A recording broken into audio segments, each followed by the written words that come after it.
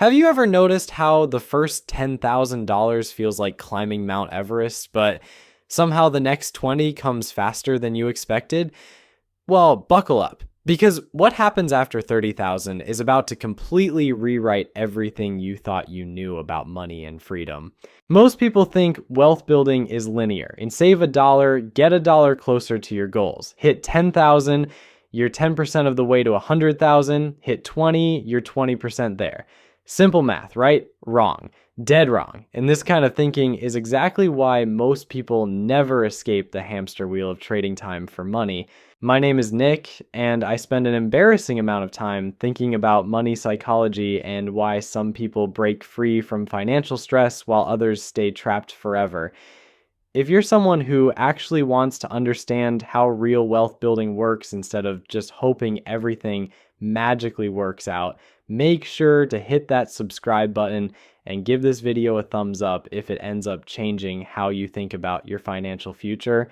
Here's something that will probably surprise you. The $30,000 mark isn't just another milestone on your way to financial independence. It's the moment when everything fundamentally shifts. It's where you stop working for money and money finally starts working for you.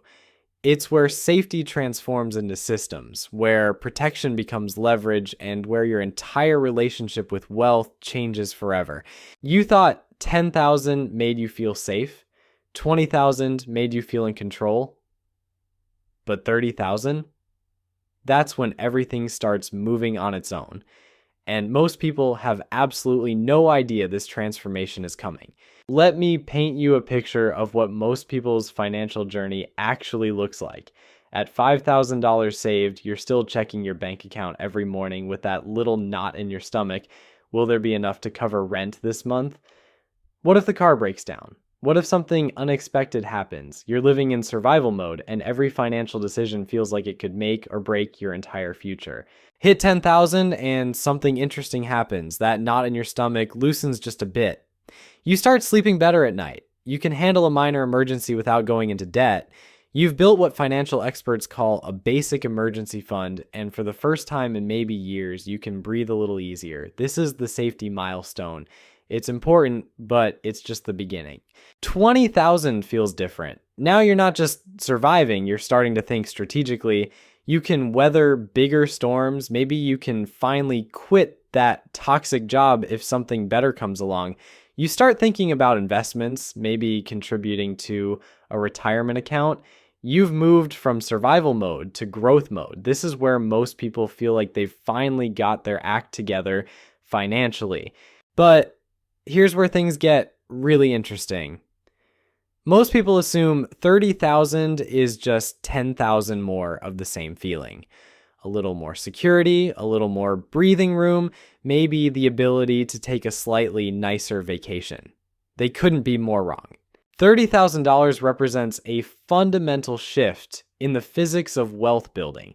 It's where compound interest stops being a theory in some finance textbook and starts becoming a real force in your life. It's where you transition from managing money emotionally to managing it strategically. It's where you stop thinking like someone who has money and start thinking like someone who builds wealth. At 30,000, something magical happens to your brain. You stop seeing dollars as something to hoard and start seeing them as tools that can work for you. Every dollar now has a job. Some dollars are soldiers standing guard in your emergency fund. Other dollars are workers going out into the world of investments to bring back friends. Some dollars are scouts, exploring new opportunities that could change your entire trajectory. This isn't just feel-good psychology. There's real science behind what happens when you reach this threshold. Behavioral economists call it the transition from scarcity mindset to abundance mindset. When you have $30,000, your brain stops operating from a place of fear and starts operating from a place of possibility. You begin making decisions based on opportunity rather than survival. Think about it this way. When you had $5,000, spending $100 on anything felt like a big decision. When you had $20,000, that $100 was still something you thought about carefully. But at $30,000, your decision-making process fundamentally changes. You're not asking yourself if you can afford something. You're asking yourself if it's the best use of that money to create more money or more freedom or more opportunities. Here's where most people completely miss the point. They think 30,000 is about having more stuff or being able to spend more money. They see it as permission to upgrade their lifestyle, buy a fancier car, or move to a more expensive apartment. And sure, you could do those things, but that's thinking like someone who has money, not someone who builds wealth. The people who understand the 30,000 rule think differently. They see this milestone as the moment when they can start playing offense instead of defense. Instead of just protecting what they have, they can start positioning their money to create even more money. They can start taking calculated risks that weren't possible before. They can start building systems that generate income without their direct involvement. At $30,000, you gain access to investment opportunities that simply weren't available or practical before. You can diversify across different asset classes. You can put meaningful amounts into retirement accounts that will compound for decades. You can invest in yourself through education or skill development that dramatically increases your earning potential. You can even start exploring business opportunities or side hustles with the confidence that failure won't destroy you financially. But here's the part that really separates the wealth builders from everyone else. At $30,000, you start thinking in terms of systems rather than goals. Instead of just trying to save more money, you start building automatic systems that save and invest money without you having to think about it. Instead of just hoping to earn more, you start investing in skills and relationships and assets that generate income on their own. This is what I call the freedom flywheel. At $30,000, you have enough money to buy time, which you can use to develop skills, which help you earn more money, which you can use to buy more time and develop even better skills. The whole system starts feeding on itself and accelerating in ways that most people never experience because they never reach this critical threshold. And here's the kicker. Most people stop right before they reach this transformation.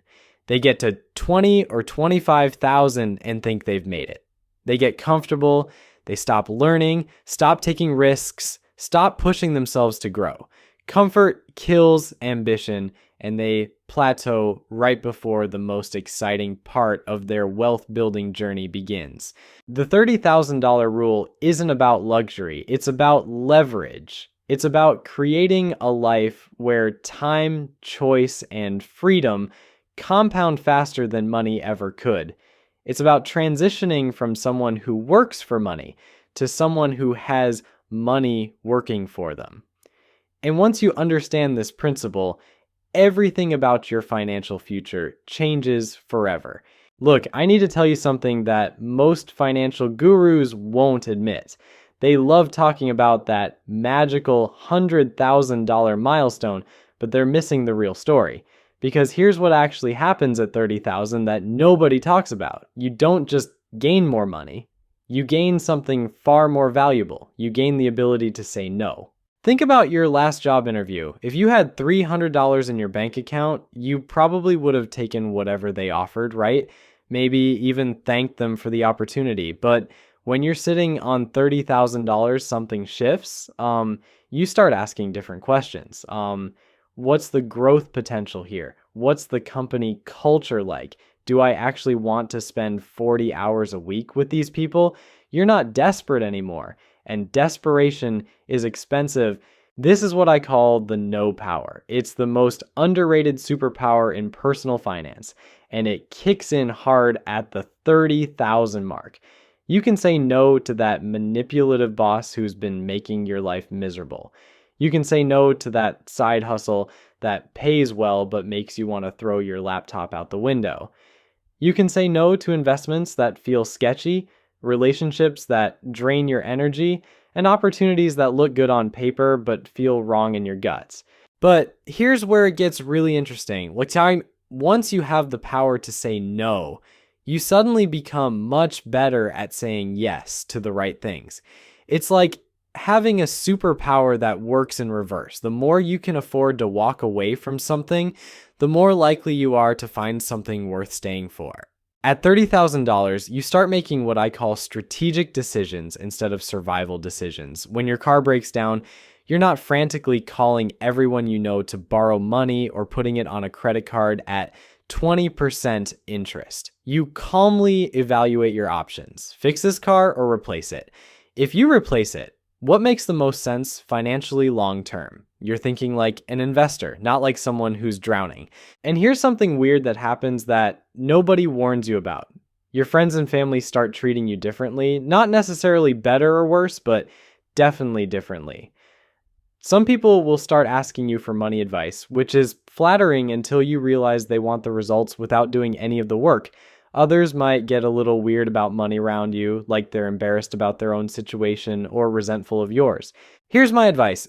Don't become the person who talks about money all the time, but also don't pretend you're broke to make other people comfortable.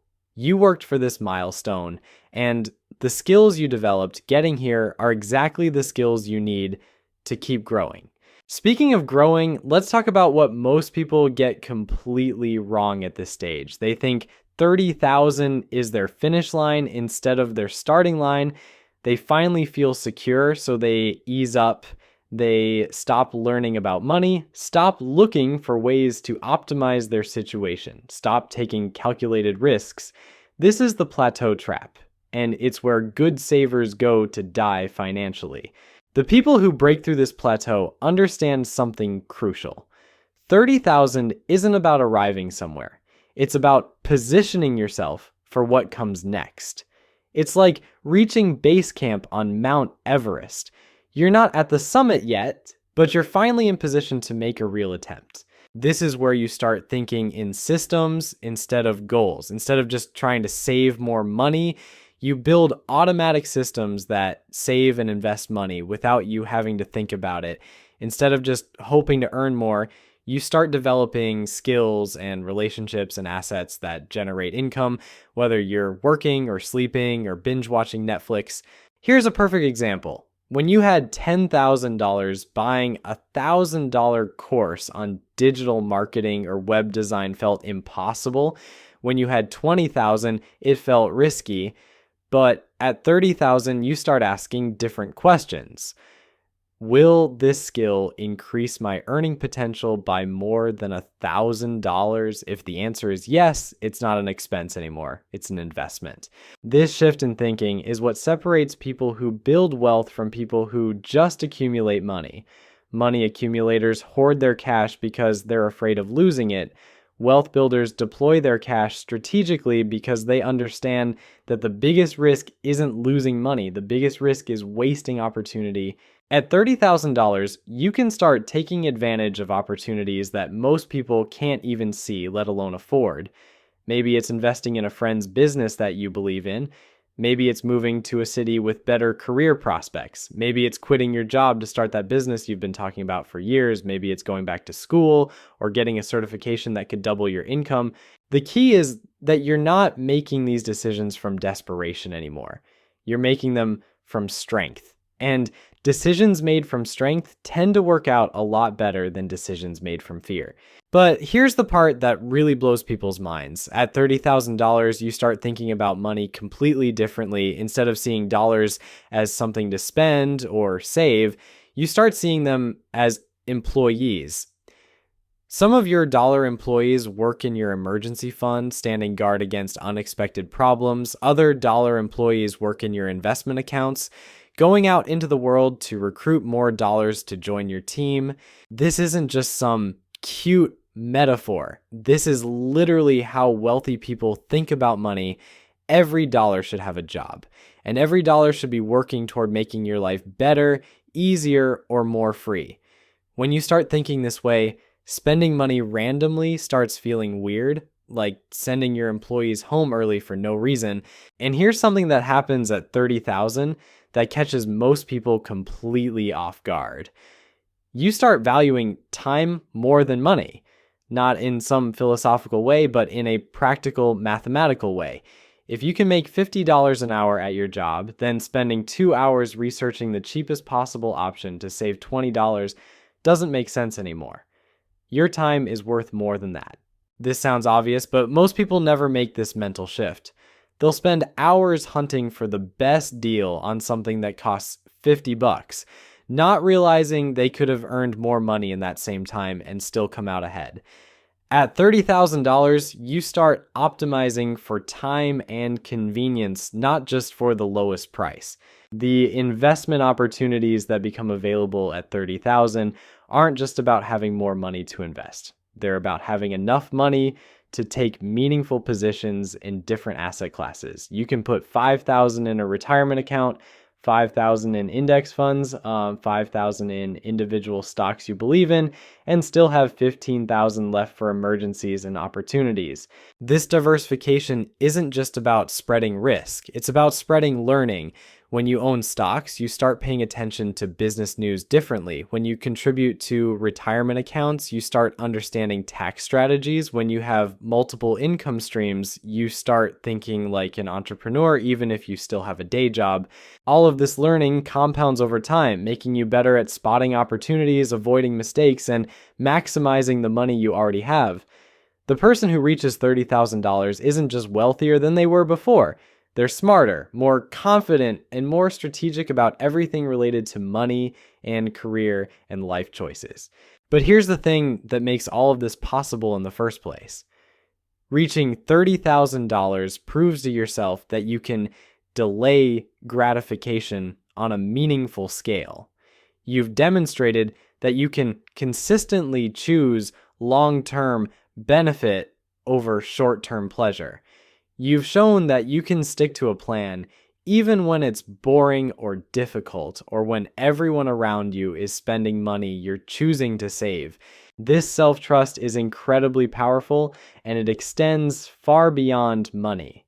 When you know you can save $30,000, you start believing you can achieve other difficult goals too.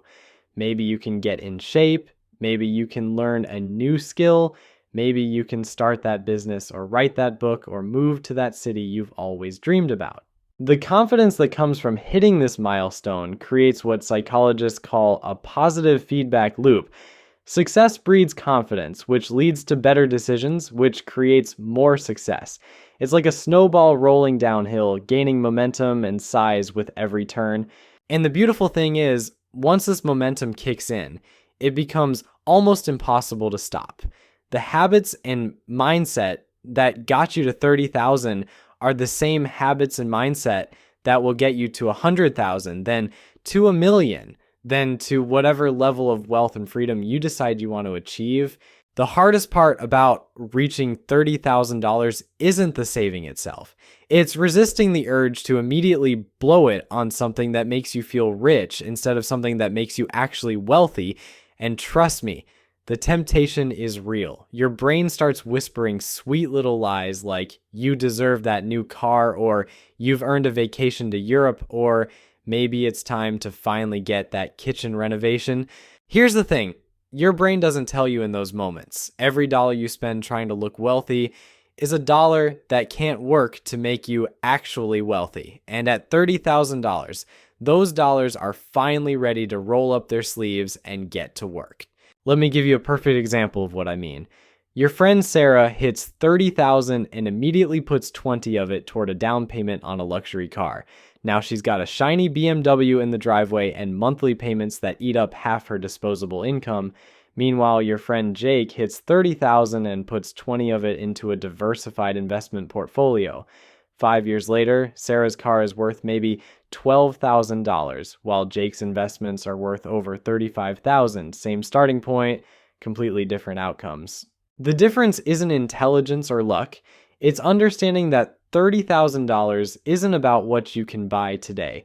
It's about what you can build for tomorrow.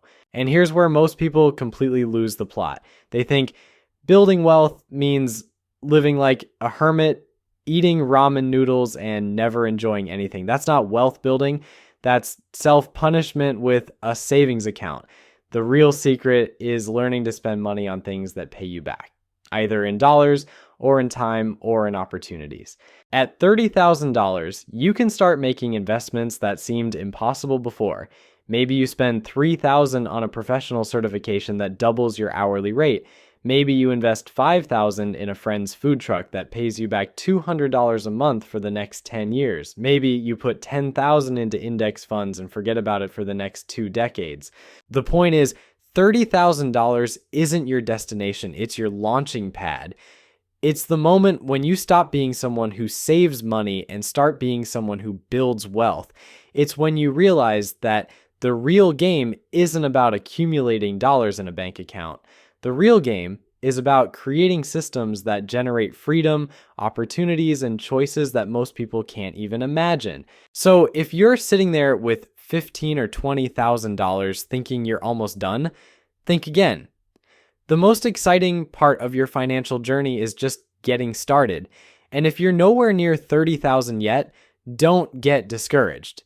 Every dollar you save is a vote for the person you're becoming, not just the bank balance you're building. The $30,000 rule isn't about the money, it's about the transformation. And once you experience that transformation, there's no going back to thinking small about what's possible for your life.